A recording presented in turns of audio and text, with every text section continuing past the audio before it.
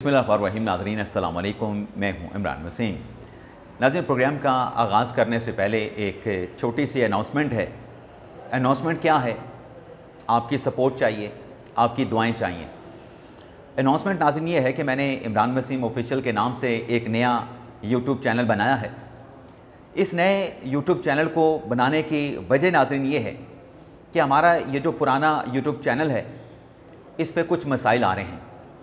इसके नोटिफिकेशंस के भी मसाइल हैं, इसके रिकमेंडेशन के भी मसाइल हैं और इसके एल्गोरिदम के भी मसाइल सामने आ रहे हैं। ऐसे सब्सक्राइबर जिन्हें मैं ज़ाती तौर पे जानता हूँ, जिनसे रोज़ाना मुलाकात भी होती है, उनकी तरफ से ये शिकवा, ये शिकायत सामने आ रही है कि हमारे इस यूट्यूब चैनल पे जो वीडियो पब्लिक होती है उसका नोटिफिकेशन उन तक नहीं पहुँचता है।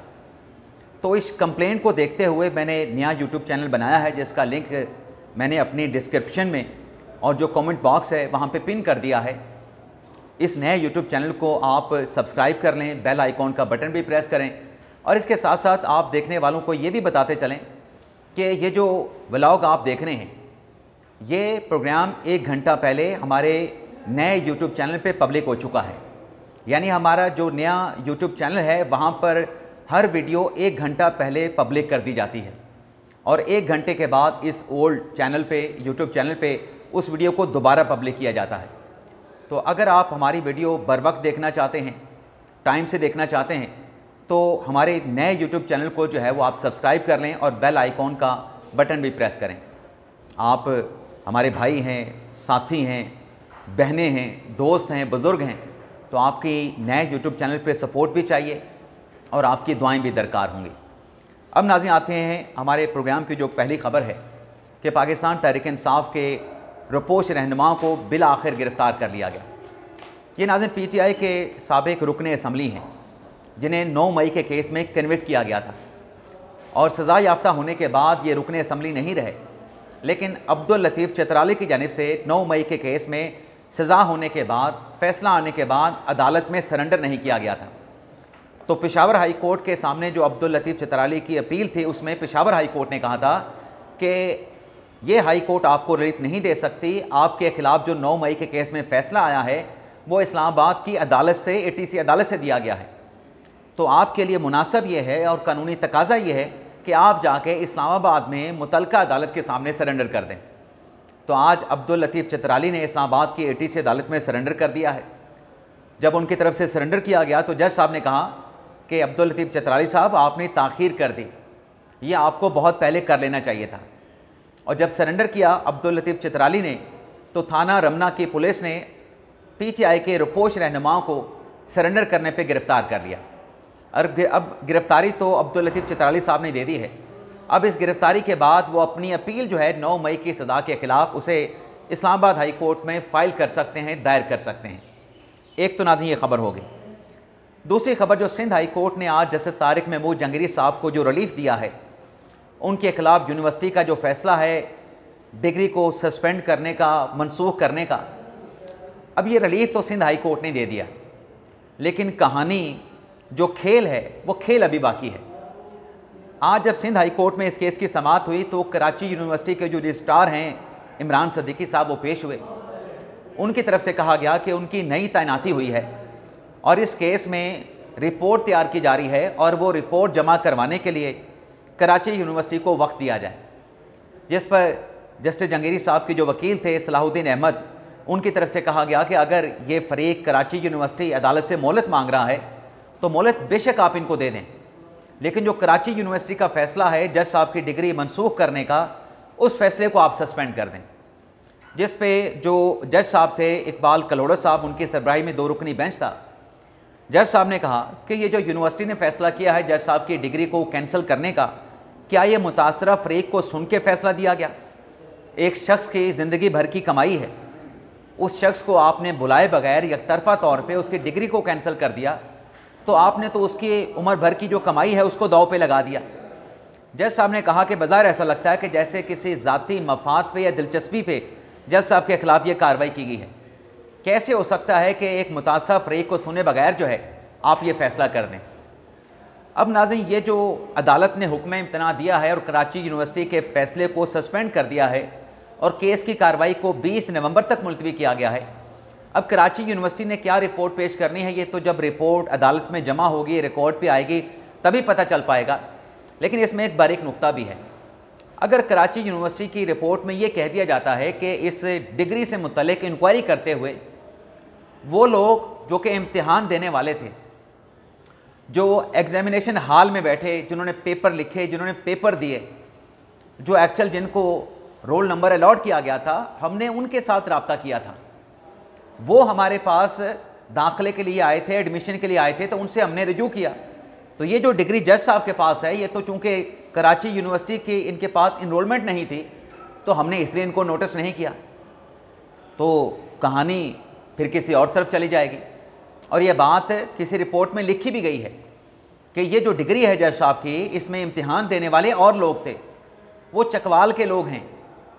उसकी फ्लोर मिल है जिस शख्स को ये डिग्री जारी की गई थी, जिसने ये एग्ज़ाम दिए थे, जिसने पेपर दिए थे। तो फिर जज साहब तो किसी जगह पर भी बराह रास्त जो है वो यूनिवर्सिटी के साथ लिंक नहीं थे, तो फिर यूनिवर्सिटी उनको क्यों नोटिस करेगी। लेकिन बहरहाल ये कहानी तब खुलेगी जब कराची यूनिवर्सिटी की जो रिपोर्ट है वो अदालत में पेश की जाएगी। अब आते हैं जो इमरान खान के केस की समाअत हुई है, तोशाखाना 2 केस की जो अदालती कार्रवाई में जज साहब ने, शाहरुख अंजुमन साहब ने जो इमरान खान साहब को, उनकी लीगल टीम को वार्निंग दी है, अल्टीमेटम दिया है। आज की अदालती कार्रवाई में नाज़रीन ये हुआ है कि जो जज साहब हैं वो पहुँचे अदालती कार्रवाई के लिए, लेकिन कौसैन फैसल मुफ्ती साहब, जिनकी तरफ से FIA के जो गवाह हैं, परवेज़ उनका नाम है, पूरा नाम मुझे भूल गया, उन पे जिरा का प्रोसेस उन्होंने मुकम्मल करना था। लेकिन कौसैन फैसल मुफ्ती साहब ने एक रिटन एप्लीकेशन भिजवा दी कि वो अलील हैं और आज की अदालती कार्रवाई को आप मुलतवी कर दें। उस रिटन एप्लीकेशन के साथ, एडजर्नमेंट की दरख्वास्त के साथ, कोई मेडिकल सर्टिफिकेट इमरान खान साहब के वकील ने जमा नहीं कराया।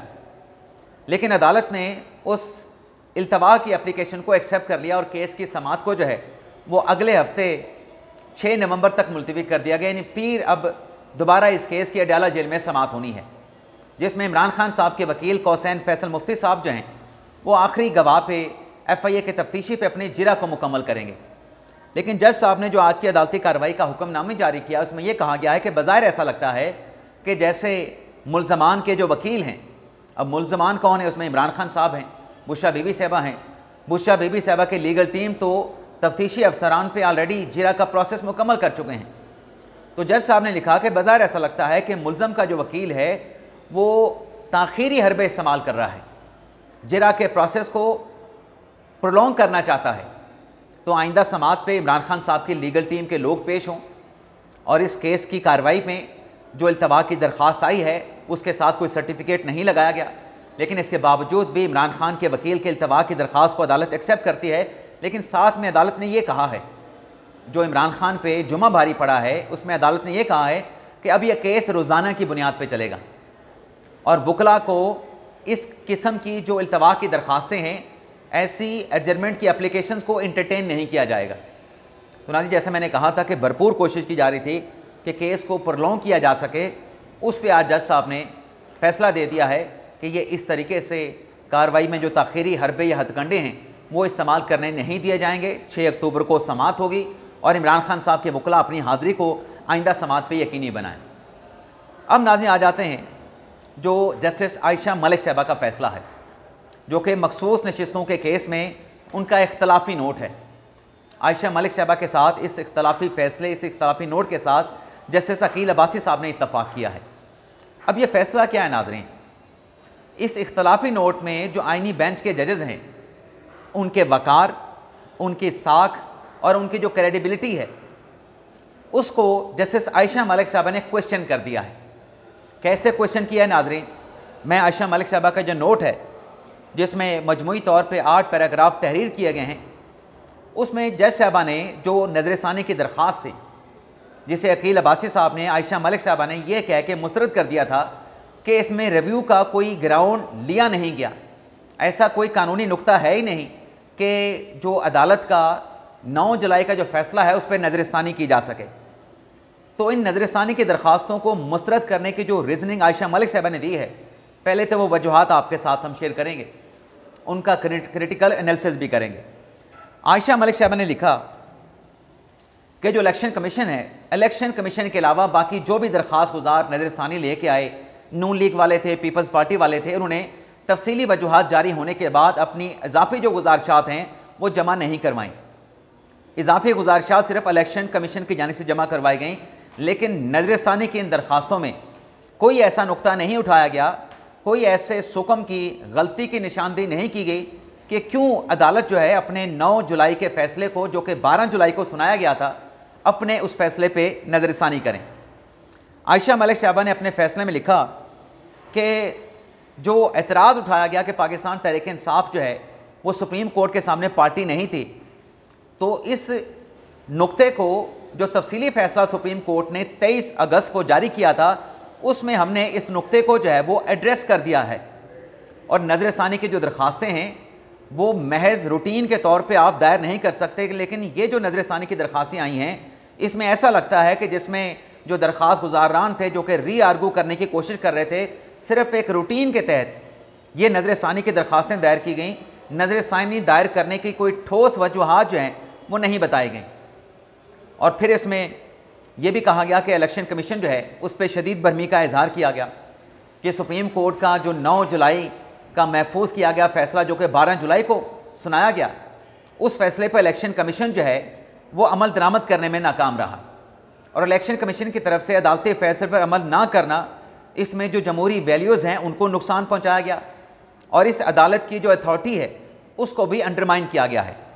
अब जज साहबा ये कहती हैं कि इलेक्शन कमीशन कैसे कॉन्टेस्टिंग पार्टी हो सकता है। इलेक्शन कमीशन तो इस केस में फ़रीक बन के सामने आया और जो केस था मखसूस नशिस्तों का, एक कॉन्टेस्टेड पार्टी के तौर पे इलेक्शन कमीशन की जानिब से लड़ा गया। जज साहबा दरअसल अपने फैसले में ये कह रही हैं कि इलेक्शन कमीशन को इस केस में नज़रसानी दायर करने का अदालत के 9 जुलाई के फ़ैसले को चैलेंज करने का हक़ नहीं था। तो नाज़रीन, सवाल यह है कि अगर इलेक्शन कमीशन का ये हक़ नहीं था कि 12 जुलाई का फ़ैसला जो कि सुनाया गया कमरा अदालत में, उसमें अगर कोई सुकम है, कोई गलती है, एरर ऑन द रिकॉर्ड है, ऑन द सरफेस है, अगर इलेक्शन कमीशन नज़रसानी नहीं कर सकता तो फिर कौन फाइल करेगा। लेकिन इसी दलील को लेते हुए जिस तरीके से अक्सरियती फ़ैसले में ये नशिस्तें पाकिस्तान तहरीक इंसाफ को देने का हुक्म दिया गया, तो क्या पाकिस्तान तहरीक इंसाफ का हक़ नहीं था? पाकिस्तान तहरीक इंसाफ तो फिर किसी फोरम पे भी नहीं आई। पाकिस्तान तहरीक इंसाफ ने तो मखसूस नशिस्तों के लिए ना इलेक्शन कमीशन से रजू किया, ना पेशावर हाई कोर्ट से रजू किया, ना सुप्रीम कोर्ट में पाकिस्तान तहरीक इंसाफ आई, और ना ही तहरीक इंसाफ ने नज़रसानी की दरख्वास्त दायर की। अगर ये नशिस्तें तहरीक इंसाफ का राइट था तो फिर तहरीक इंसाफ को आना चाहिए था। तहरीक इंसाफ को तो बग़ैर अदालत में पार्टी बनने की दरख्वास्तें, मखसूस नशिस्तें दे दी गई, तो फिर ये भी तो एक कॉलो फेल का तजाद या एक कंट्राडिक्शन नज़र आती है। जज साहबा ने लिखा, फिर आगे चल के जो एतराज़ किया कि इलेक्शन कमीशन ने अपनी अपील में जो सियासी मफादात हैं वो सियासी मफादात के लिए ये नज़रसानी जो है इलेक्शन कमीशन ने फ़ाइल की। अब नाजरीन, ज़री सी बात है कि इलेक्शन कमीशन ने इंतखाबात के मामलात को देखना है, जहाँ पे कोई कानूनी नुक्ता आएगा, कोई ऐसा फ़ैसला किसी अदालत की तरफ से सादिर फरमा दिया जाएगा, उस पर फिर गाइडलाइन लेने के लिए इलेक्शन कमीशन फिर अदालत से रजू करेगा ही। क्यों इलेक्शन कमीशन अदालत से रजू ना करें जब उसके पास कोई गाइडलाइन नहीं होगी? किसी जगह पे कानूनी या आइनी रुकावट आएगी तो अदलिया से उसको रजू करना पड़ेगा। फिर जज साहब कहती हैं कि जिस तरीके से बेंच बनाया गया, उस बेंच में जो पहले वाले जजेस थे, मंसूर अली शाह साहब, मुनीब अख्तर साहब, अथर मिनल्ला साहब, शाहिद वहीद साहब, इन जजेस को शामिल नहीं किया गया। और जज साहब ने लिखा कि ये जो बेंच की नॉमिनेशन हुई है, दरअसल 26वीं आईनी तरमीम के बाद जो जुडिशल कमीशन में हुकूमती अरकान की वहाँ पे अक्सरियत हो चुकी है, उस अक्सरियत की बिना पे जो है जजेस जो है वो आईनी बेंच के लिए नॉमिनेट किए गए। तो जज साहबा दरअसल इनडायरेक्टली जो आईनी बेंच में बैठे जजेस थे, जिसमें हाशिम काकड़ साहब थे, आमिर फ़ारूक साहब थे, या अपने सलाहुद्दीन पंवर साहब थे, बाकिर नचवी साहब थे, या और दीगर जजेस जो इस बेंच में शामिल थे, उनकी क्रेडिबिलिटी, उनकी साख के ऊपर जो है वो जज साहबा ने जो है वो सवाल उठा दिया है। ये चूँकि जुडिशल कमीशन से नामजद होकर आए हैं, वहाँ पे हुकूमत की अक्सरियत मौजूद है, लेकिन ये भी तो देखा जाना चाहिए और ये रिकॉर्ड पर भी मौजूद है कि आईनी बेंच के लिए जो जजेस नामजद हुए हैं, क्या सिर्फ हुकूमती वोटों के साथ वो नामजद हुए हैं? जमहूरियत है ना जुडिशल कमीशन में, और इन जजेस को नामजद करने के लिए जजेस ने भी अपना हिस्सा डाला है, अपना वोट डाला है। अब उन जजेस में अमीनुद्दीन खान साहब भी शामिल हैं, उन जजेस में जैसे जमाल खान मंदुखेल भी शामिल हैं, उन जजेस में बाकी जो जज साहबान हैं उनकी तरफ से भी नॉमिनेशंस की गई हैं। ये तो फिर उन जजेस की जिन्होंने इन नॉमिनीज़ को के हक़ में वोट दिया है उनकी क्रेडिबिलिटी पे भी साख उठा दिया है, उनकी क्रेडिबिलिटी पे भी सवाल उठा दिया है। और जो जज नामज़द हुए हैं उनके भी वक़ार पे, उनके भी क्रेडिबिलिटी पे को जो है वो टारगेट किया गया है। ये जज कोई 26वीं आईनी तरमीम के बाद तो नामज़द नहीं हुए, ये जज तो 26वीं आईनी तरमीम से बहुत पहले नामज़द भी हुए और इनकी तकर्रियाँ भी की गई। ये कोई 26वीं आईनी तरमीम के बाद तो अदालत में इन जजेस को नहीं लगाया गया। लेकिन जज साहबा ने, ख़ातून जज साहबा ने, बाज़ाहिर ऐसा लगता है कि चूँकि वो जो जज जुडिशल कमीशन के ज़रिए आईनी बेंच के लिए नामज़द हुए थे उनसे मुतल्लिक दरअसल इनडायरेक्टली ये कहा है कि चूँकि ये अपील जो है, नज़र सानी जो है, ये हुकूमत की तरफ से भी दायर की गई है, पीपल्स पार्टी की तरफ से दायर की गई है, नून लीग की तरफ से दायर की गई है, तो ये जो जज साहबान बेंच में बैठे थे ये हुकूमत के मफाद का यहाँ पे तहफ़्फ़ुज़ कर रहे थे। और जज साहबान ने बात की है फेयरनेस की, कि जो जुडिशल कमीशन के लिए जजेस की नॉमिनेशन है उसमें हुकूमती अरकान को फेयरनेस के साथ जो है ये नॉमिनेशंस करनी चाहिए। लेकिन आज सवाल ये पैदा होता है कि जिस फेयरनेस की जज साहबा बात कर रही हैं और जिस अदलिया के आज़ादी की वो बात कर रही हैं, क्या जजेस बादशाह होते हैं? आप अरकान असम्बली को कहें कि आपने अपने आइन के दायरे के अंदर रहते हुए जजेस की नॉमिनेशंस करनी है, अदलिया की आज़ादी और बुनियादी हकूक़ का आपने तहफ़्फ़ुज़ करना है, लेकिन अदलिया का क्या अदलिया बादशाह है? अदलिया के जज बादशाह हैं कि जो मखसूस नशिस्तों का फ़ैसला था जिसमें आइन को, कानून को, रूल्स को, नॉर्म्स को, वैल्यूज़ को, असूलों को, तय करदा पैरामीटर्स को जो है वो पसे पुश डाल दिया गया, आर्टिकल 187 का अख्तियार इस्तेमाल किया गया। क्या जजेस के लिए फिर वो आइन नहीं? क्या जजेस अपने हल्फ के पाबंद नहीं? क्या जजेस कानून के पाबंद नहीं? मतलब अरकान असम्बली जो करें वो आइन के मुताबिक हो, और किया भी आइन के मुताबिक किया गया। जैसे मैंने कहा कि आप चेक कर लें कि सिर्फ हुकूमती अरकान के वोटों से ये जज नामज़द हुए हैं या इसमें सुप्रीम कोर्ट के जजेस की नॉमिनेशन, सुप्रीम कोर्ट के जजेस के वोट भी शामिल हैं। तो ये जो जज साहबा ने, ख़ातून जज साहबा ने और उनके साथ जैसे वकील अब्बासी साहब ने जो अपने साथी जजेस की बतौर जज साख को, वैल्यूज़ को, क्रेडिबिलिटी को जो टारगेट किया है, इसका जवाब जो है वो अक्सरियती फ़ैसले में दिया गया है। वो जवाब क्या है वो भी आपको नेक्स्ट वीडियो लॉग में बताएंगे। और इसके साथ साथ जस्टिस हाशिम काकड़ का, जस्टिस मोहम्मद अली मज़हर का, जस्टिस हसन नज़रुद्दीन का, जस्टिस जमाल खान मंदुखेल का जो नोट आएगा उसमें भी जवाब दिया जाएगा।